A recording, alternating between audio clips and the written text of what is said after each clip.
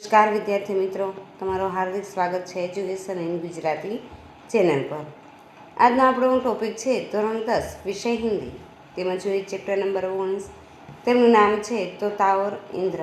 સાહિત્ય પ્રકાર છે પદ્ય અને તેમના કવિ છે નરેન્દ્ર માલવ્ય। તેમાં આપણે જોઈએ વિભાગ બીમાં पद्य आधारित। प्रश्न पहलो છે सही विकल्प चुनकर रिक्त स्थानों की पूर्ति कीजिए। प्रत्येक का एक अंक है।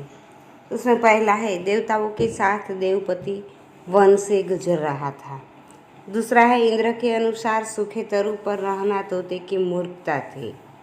तीसरा है पेड़ की मोदमयी छाया में तोते ने होश संभाला था। चौथा है तोता उस पेड़ को अपना सच्चा साथी मानता था। पांचवा है इंद्र ने खोखले वृक्ष में तोते को देखा। और छठा है पेड़ पर शिकारी ने आफत ढा दी थी। सातवां है शिकारी का बाण विष बूझा था। आठवां है इंद्र सूखे पेड़ को देखकर दंग रह गए। नौवां है सूखे तरुवर पर तोता अनजान और अनाड़ी बनकर बैठा था। प्रश्न नंबर दूसरा है निम्नलिखित प्रश्नों के नीचे दिए गए विकल्पों में से सही विकल्प चुनकर उत्तर लिखिए। प्रत्येक का एक अंक है। उसमें पहला है देवता और देवपति कहाँ से गुजर रहे थे? वन से। दूसरा है इंद्र के अनुसार कहाँ रहना तोते की मूर्खता थी, सूखे तरु पर। तीसरा है सूखे पेड़ पर तोते को देखकर किसे आश्चर्य हुआ? इंद्र को। चौथा है हे देवपति, यह पेड़ सारे वन की शोभा है, आप इस पेड़ को हरा भरा कर दीजिए। यह वाक्य किसने कहा? तोते ने। पांचवा है विष बूझा बाण किसने मारा? शिकारी ने। छठा है पेड़ की छाया कैसी थी? मोदमयी। सातवां है पेड़ को सच्चा साथी कौन मानता था? तोता। और आठवां है यह सूखा पेड़ फिर से लहलहा उठे, यह वरदान किसने मांगा? तोते ने। प्रश्न तीसरा है निम्नलिखित प्रश्न के उत्तर एक एक वाक्य में लिखिए। प्रत्येक का एक अंक है। उसमें पहला है पेट पर विष बूझा बाण किसने लगाया? पेट पर विष बूझा बाण एक शिकारी ने चलाया था। दूसरा है तोता कहाँ रहता था? तोता पेट पर रहता था। तीसरा है पेट की कैसी छाया में तोते ने होश संभाला? पेट के मोदमयी छाया में तोते ने होश संभाला। चौथा है तोते ने क्या वर मांगा? तोते ने सूखे पेट को फिर से हरा भरा करने का वरदान मांगा। पांचवा है तोते के जन्म समय पेड़ कैसा था? तोते के जन्म के समय पेड़ हरा भरा, अपने किस्म का अलग, सबसे अच्छा, सबसे सुंदर और मन को मोह लेने वाला था। प्रश्न आठवां है इंद्र कहाँ से गुजर रहे थे? इंद्र काशी के समीप एक निर्जन वन से होकर गुजर रहे थे। नौवां है इंद्र ने खोखले वृक्ष में क्या देखा? इंद्र ने खोखले वृक्ष में एक सुंदर तोते को देखा। और 10वां है पेड़ क्यों सूख गए? एक शिकारी द्वारा विष बूझा बाण चलाने से पेड़ सूख गया। 11वां है पेड़ पर किसने आफत ढा दी थी? शिकारी की विष बूझे बाण ने पेट पर आफत ढा दी थी। प्रश्न नंबर चौथा है निम्नलिखित प्रश्नों के उत्तर 2-3 वाक्य में लिखिए। प्रत्येक के 2 अंक है। उसमें पहला है सूखे पेट पर तोते को देख इंद्र को क्या आश्चर्य हुआ? हरे भरे छायादार वृक्ष वाले विशाल और सुंदर वन में एक पक्षी हरे भरे वृक्ष पर बसना चाहेगा, फिर भी तोता उन हरे भरे पेड़ों पर न रहकर एक सूखे पेड़ के खोखले में रहता था। यह देखकर इंद्र को आश्चर्य हुआ। प्रश्न दूसरा है तोते के उत्तर का इंद्रदेव पर क्या प्रभाव पड़ा? उसका फल क्या हुआ? तोते ने इंद्रदेव से कहा कि इस सूखे पेड़ से उसका बचपन का रिश्ता रहा है और उसका अंत भी उसी के साथ होगा।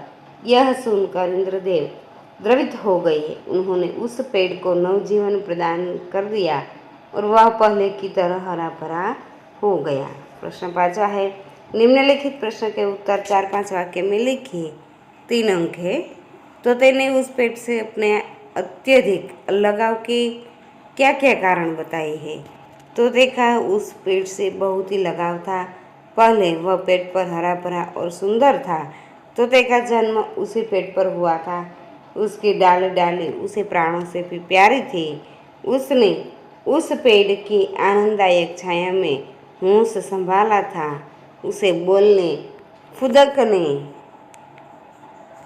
और उड़ने की शिक्षा इसी पेड़ पर मिली थी। बचपन से लेकर अब तक उसने तोते को शीतल छाया दी थी। तोते ने पेड़ को अपने सुख दुख का सच्चा साथी पाया था। उसे इसी पेड़ पर सुख, संतोष और शांति प्राप्त होती है। तोते ने उस पेड़ से अपने अत्यधिक लगाव के उपयुक्त कारण बतलाए हैं। अब हम देखते हैं विभाग सी व्याकरण आधारित। उसमें देखते हैं प्रश्न पहला है, निम्नलिखित शब्द समूह के लिए एक शब्द लिखिए, प्रत्येक का एक अंक है। उसमें पहला, राजा की पत्नी रानी, जहाँ मनुष्य न हो निर्जन, जिसे कोई जानता ना हो अनजान। चौथा है, दूर दूर तक फैला हुआ विस्तृत। पांचवा है, आनंद से भरी हुई मोदमयी। और छठा है, नया जीवन नवजीवन। सातवां है, जिससे जीवन न हो निर्जीव। और आठवां है, जिसमें बल न हो निर्बल। देवों के अधिपति देवपति। 10वां है, भू के पति भूपति। 11वां है, एक तीर्थ नगरी काशी। 12वां है, जो अपने काम में कुशल नहीं है अनाड़ी। और 13वां है, देवताओं का राजा इंद्र। अब हम देखते हैं प्रश्न नंबर दूसरा, निम्नलिखित संधि को छोड़िए। इसमें पहला है निर्जन, निह प्लस जन। दूसरा है स्वागत, सु प्लस आगत। तीसरा है अभ्यागत, अभि प्लस आगत। चौथा है निर्जीवित, निह प्लस जीवित। पांचवा है व्याकुल, वी प्लस आकुल। छठा है प्रत्येक, प्रति प्लस एक। सातवां है अत्यधिक, अति प्लस अधिक। और आठवां है एवं अस्तु, एवं प्लस अस्तु। प्रश्न नंबर तीसरा है, निम्नलिखित मुहावरों के अर्थ देकर वाक्य में प्रयोग कीजिए। प्रत्येक के 2 अंक है। उसमें पहला है दंग रह जाना, यानी अत्यधिक चकित होना। अजय की तरक्की देखकर पड़ोसी दंग रह गई। दूसरा है हाथ बटाना, यानी सहायता करना। वाक्य है, माता पिता के कार्य में हाथ बटाना चाहिए। तीसरा है होश संभालना, यानी वयस्कता आरंभ होना। वाक्य है, विजय होश संभालते ही पिता के साथ व्यवसाय में लग गया। प्रश्न नंबर चौथा है, निम्नलिखित शब्दों के विरोधी शब्द लिखिए। प्रत्येक का 1 अंक है। उसमें पहला है प्राचीन, अर्वाचीन। मूर्खता, बुद्धिमत्ता। विस्तृत, संकुचित। भाग्यवान, अभागा। बलशाली, दुर्बल। कुरूप, रूपवान। होश, बेहोश। बचपन, बुढ़ापा।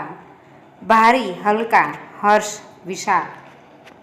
प्रश्न नंबर 5वां है, निम्नलिखित शब्दों के पर्यायवाची शब्द लिखिए। प्रत्येक का 1 अंक है। उसमें पहला है महिमा, यानी प्रताप।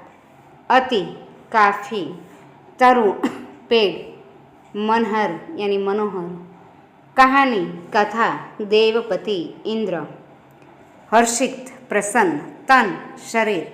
हरदम, हमेशा। बाण, शर। तुरंत, फौरन। शोभा, सुंदरता।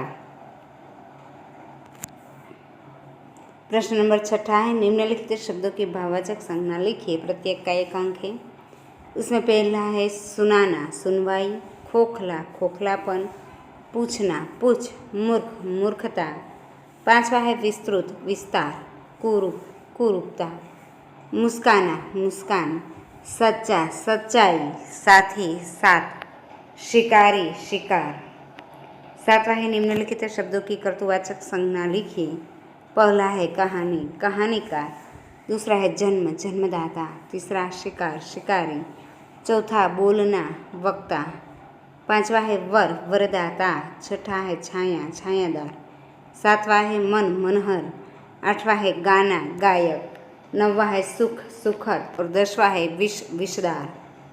प्रश्न 8वां है, निम्नलिखित समास को पहचानिए। प्रत्येक का 1 अंक है। उसमें पहला है पुण्य भूमि, कर्मधारय। देवपति, तत्पुरुष। दिन रात, द्वंद्व।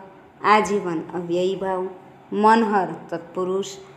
अनजान, बहुरीही। नवजीवन, यानी कर्मधारय। प्रतिदिन, द्वंद्व।